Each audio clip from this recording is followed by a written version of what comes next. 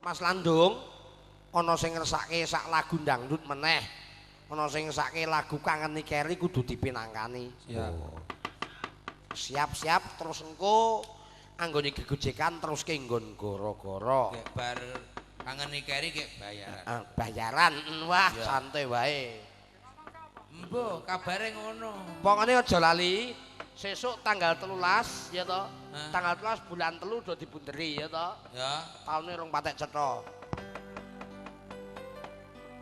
Jine nek kowe rek mateni aku. Nganggo bawa. Tanggal aku nanti wis ra tecantelke.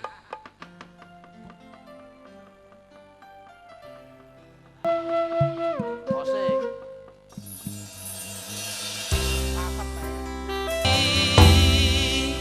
Matur nuwun. Terima kasih. Wah, tepuk tangan buat Mas Didik Kempotnya. Matur nuwun Mas Landung ingkang sampun paring panyengkuyung.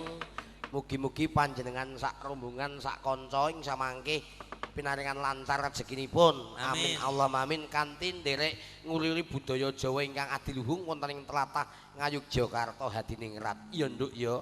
Iya, Mak.